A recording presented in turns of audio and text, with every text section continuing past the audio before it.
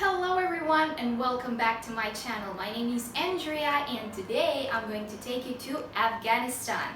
I have prepared 3 recipes for you. One is veg, one is non-veg, and the other is a dessert. But before we get started, I was thinking to give you some cultural information regarding Afghan cuisine. So let's get started. Afghan cuisine is influenced by Persia, India, and Mongolia. If they have borrowed the spices and different techniques of cooking from Indians and Persians, then from Mongolians they have borrowed the dumplings and the noodles. Their dishes can be very fatty because in Afghanistan there are freezing winters, it's super cold, and obviously they need something to keep their body warm. So this is why they use a lot of fat, a lot of oil in their dishes, especially mutton fat is very famous in Afghanistan. Afghans are famous for their use of dried fruit in their cuisine. They use a lot of nuts and raisins and everything that has to do with dried fruit. Even one of our dishes today is going to contain dried fruit and it's super delicious. Their cuisine is based mostly on nation crops like for example corn, wheat, rice, which is again a staple just like the entire Asia, and barley.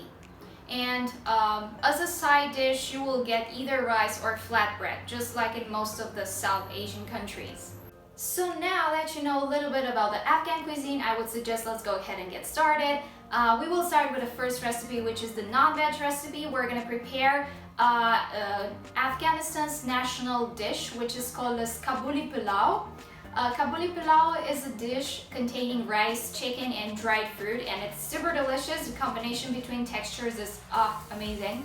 So we're going to start with that, and let's see how to prepare it. For this recipe, we're gonna need 3 drumsticks and 4 to 5 chicken thighs. I have used boneless, but you can use with bone as well. Actually, that's better. 1½ a cup of Basmati rice, which has been washed. 1 big onion chopped, or 2 small onions chopped. 3 carrots cut into stripes. ½ a cup of black raisins.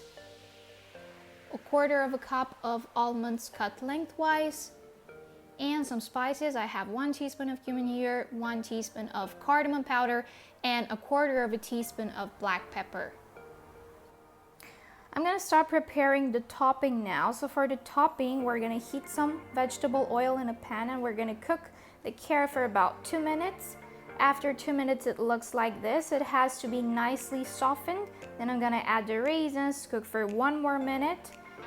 And then I'm gonna add the almonds and I'm gonna cook everything for 1 or maximum 2 more minutes. So the topping is ready. I'm just gonna leave it aside, and now I'm gonna start preparing the chicken. In a separate pan, I'm gonna start sauteing the onion in 2 tablespoons of oil for about 5 minutes or until it's nicely caramelized. After 5 minutes, it looks like this, and now I'm gonna add the chicken. And I'm gonna cook it for about 10 to 15 minutes or until it is cooked through, but not really completely because it's still gonna cook in the oven. Meanwhile, I'm gonna prepare the rice. So I have added salt to a pan, approximately 2 liters of water. I'm gonna let it boil until it's cooked, but not completely because it's still gonna cook in the oven. So after 8 minutes, my rice looks like this. Make sure that you check the instructions on the back of your package, because it's really important to know how to cook it.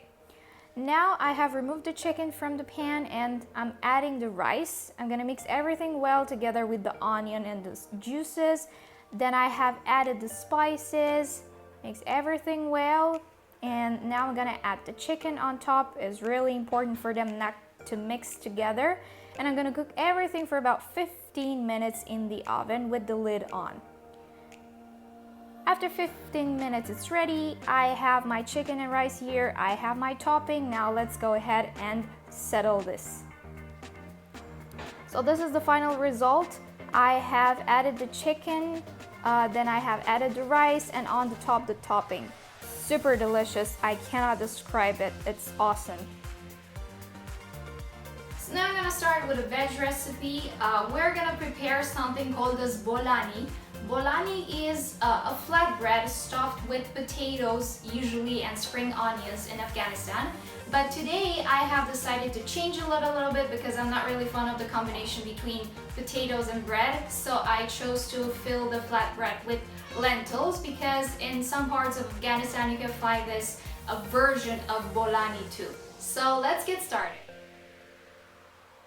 For this recipe, we're gonna need 250 grams of all-purpose flour, 100 milliliters of water. You might need more or less depending upon your flour. 1 can of green lentils. You can use whatever lentils you want. 1 spring onion chopped, half a cup of coriander chopped, and some spices, cumin, 1 teaspoon, cardamom powder, half teaspoon, and a pinch of black pepper.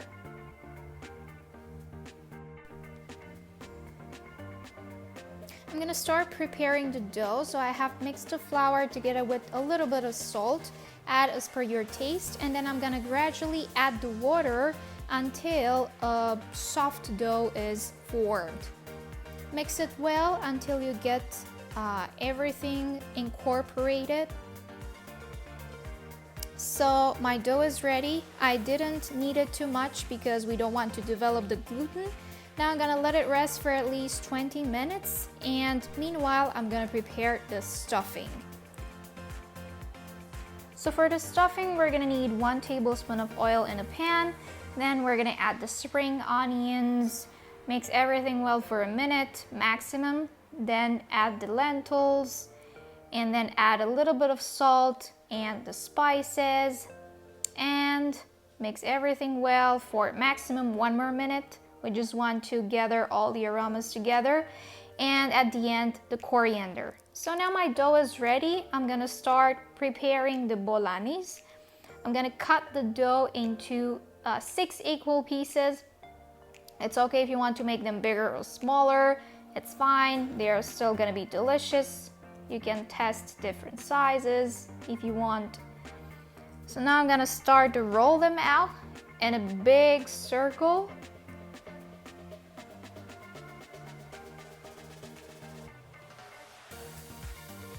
And now I'm gonna stuff them. I'm gonna add approximately 2 to 3 tablespoons of the lentils filling. You can add as much as you want, that is fine if you want to add more or less. And I'm just gonna do it like this. Seal it carefully and get all the air out of it. And to make it nicer, I'm just gonna cut it along with a knife. Do the same with the other bolanis, and then we're gonna prepare the pan and we're gonna start frying them. It's important to add oil on the bottom of the pan so that it will cover the bottom of the pan. And fry 2 minutes on each side until it's golden brown like this. So you can see that it's nice and bubbly. And now I have flipped it over 1 more time for extra color, and I did the same with the others. So this is the final result. They're super nice and delicious. Just look at the texture. They're extremely soft and full of flavors because we have added the spices as well.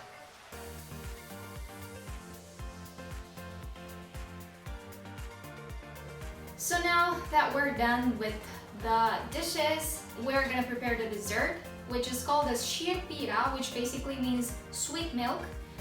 It's a dessert which is served in Afghanistan, and it's a sort of a milk fudge. It's super nice and it's super sweet, so if you have a sweet tooth, I think this is gonna be a super dessert for you. And it contains pistachios and cardamom and rose water. So let's go ahead and get started.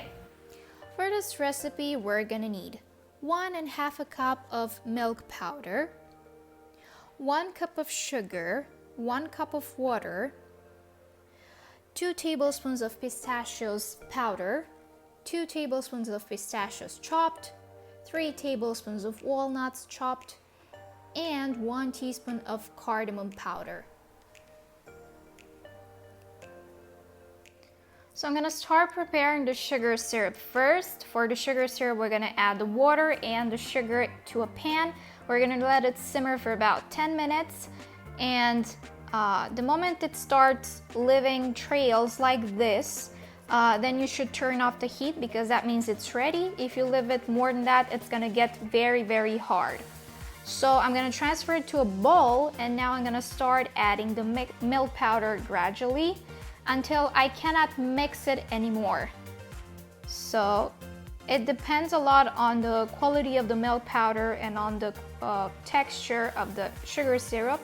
You might want to add more or less. I have added less milk powder, so now you can see that I cannot mix it anymore. It's very thick.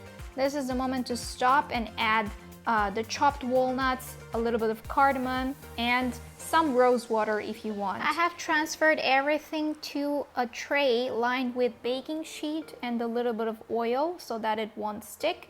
And with my wet hands, I'm gonna gently press it down, and then I'm gonna add the chopped pistachios and the pistachio powder.